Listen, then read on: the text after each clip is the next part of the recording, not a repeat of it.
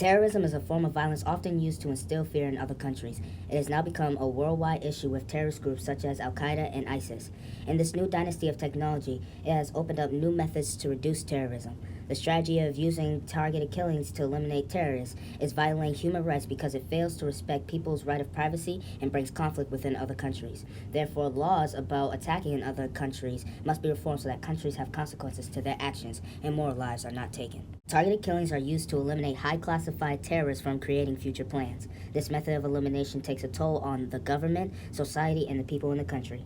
Targeted killings are usually completed with drone strikes. Drone strikes are able to inflict a lot of damage and ideally avoid civilian casualties. Before a drone attack is used, the military is supposed to be certain of targets and potential victims. Normally, targeted killings are considered special attacks carried out by a country's intelligence groups in collaboration with the military.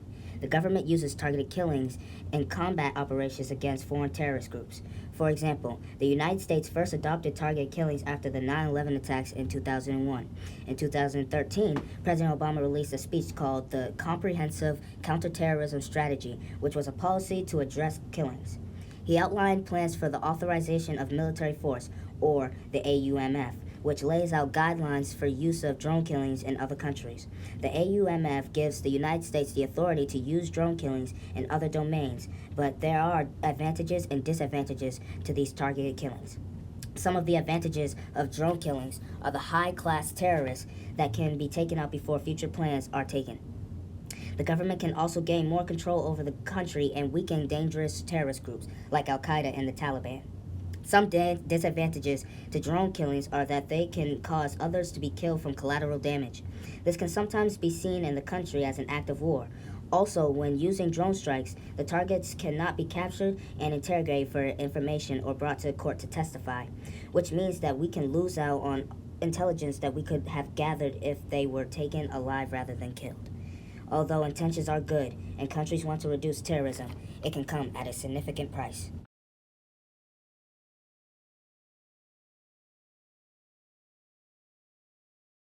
Foreign countries give consent to other countries to operate inside.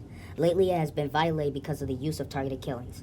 Targeted killings can often affect foreign relationships with other countries. If the number of civilian deaths begin to rise, then the use of drone killings is at stake. The Parliament in the UK believe that action must be taken before it's too late. Conflicts with drone killings doesn't just occur in the US. It occurs in various countries such as Syria and Iraq. Most of drone killings come from the U.S., and although it is a way to counter terrorism, it is actually allowed. Many political effects come out of drone killings. Politically, the U.S. is not allowed to use drone killings because of the international laws. The U.S., although, has been assisting countries to fight back against terrorist groups such as ISIS. The U.S. believes that when all ideas have failed, the use of drone killings is the way to handle situations. Technology in this age has advanced by a large margin, and the use of drone killings has enhanced to specify high-profile groups. Furthermore, even able to hit targets without collateral damage. The U.S. has been using target killings for some time now, and some or all may believe that U.S. should stop. Drone killings are effective in some ways, but in other ways is ineffective. Drones are not able to obtain intelligence from sites and be able to analyze when future attacks are being held. That's why raids would be effective also, but the death toll of U.S. soldiers would go up indubitably. Countries affected by drone killings, such as Pakistan, believe that the U.S. should be banned from using because civilian death tolls increase every year. Although if the U.S. was to stop the use of drone killings, studies have shown by the Security Analyst Project worldwide, it has said that $11.4 billion will be spent on drones in a few years, indicating that the U.S. will not be the major threat of drone killings in the future.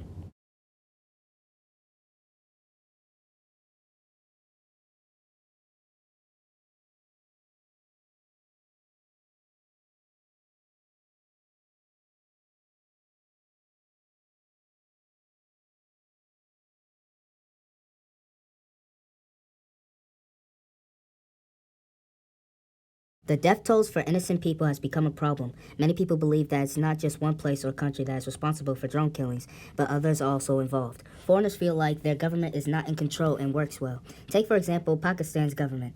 It is not liked as much because of the great chaos that erupts in the country. Civilians in Pakistan believe it's the government's fault because they haven't taken steps to make sure that other countries don't attack within their borders. They also sense that the government doesn't have as much control because of the chaos of terrorist groups destroying their economy. In other places like the U.S., the executive branch makes the decisions of ordering drone strikes. Therefore, any strikes that are carried out from the U.S. is most likely from that branch of government. As the use of drone killings has increased worldwide, the public opinions become more eye-opening. The early stages of drone killings, people believed that this method was very good because not many people would be killed and would make them safer. Although in some ways it has, as the years go by, drone killings in the public's opinion is starting to lose interest. Many are now starting to go against the idea of drone killings, and some are protesting to end them. As Israel has the largest production of drones, the idea of drones has been approved by 11 different countries, indicating that drone killings will be around for a long time. People's opinion of drone killings will be shown more and more, especially about the death toll of civilians. Many drones killings may kill civilians, but it is not always their fault. Terrorists who are seeing drone killings all the time becoming more smarter on ways to confuse the drones. Groups are starting to use women and children as shields, making it hard to eliminate targets. In new studies, it is shown that for every one terrorist that is killed, it is equivalent to 10 civilians killed from drones.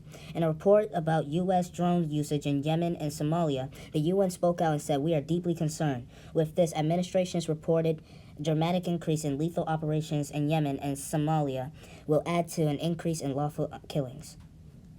Also in Yemen, it has become even a greater risk of using drone strikes because of the earthquakes they receive, which would make it too dangerous to do.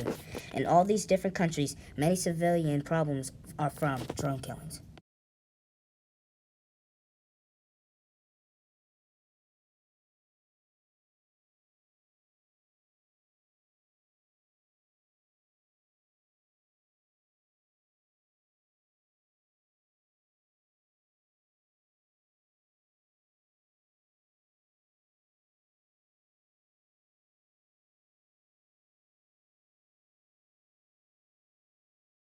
Targeted killings have become a problem overall and is violating human rights. Human rights are rights that are naturally given to humans so that their actions are justifiable. Drone killings have caused many issues and it has intervened with the international humanitarian law. The law regulates the conduct of war and protects people that are not associated with terrorists, but lately misinformation has caused innocent people to die. For some years now, places such as U.S., Pakistan, and Afghanistan have taken steps so that human rights are not violated. In 2012, Pakistan had voting set for the usage of drones to seek out terrorists, and Pakistan's civilians voted without opposition to end strikes in foreign territory.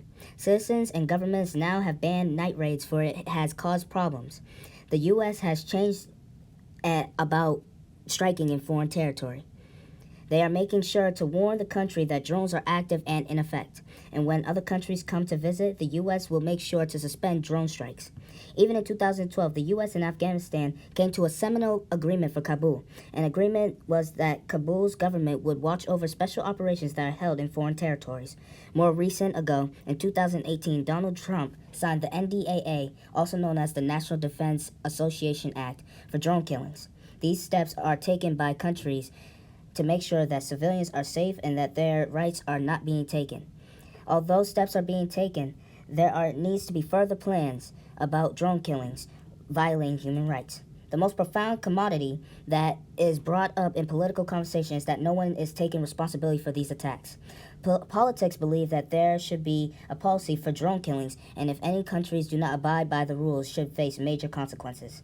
They also believe that how the drones are used should be observed more, and laws to prevent mistakes from occurring again. Organizations have taken steps such as the CCR, which is the Center for Constitutional Rights, who is fighting against the U.S. for their crimes they have not owned up to. And if more responsibility is taken and rules are abided by, then drone killings can be used effectively and safely. Actions by government, no.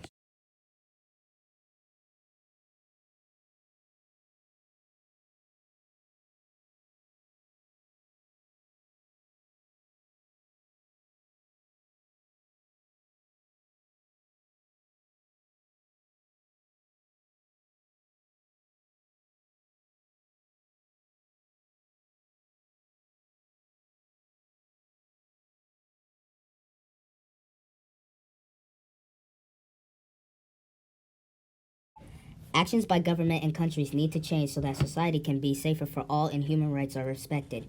Although most of their countries' actions are trying to help and reduce the level of terrorism, it needs to be handled a different way. Countries have approximately the same goal, and is to get rid of terrorism. But if civilians are miscomprehended as terrorists and responsibility by governments are not obtained, then it makes the use of drone killings useless. Drone killings need a better way of being handled and therefore making it safer for everyone.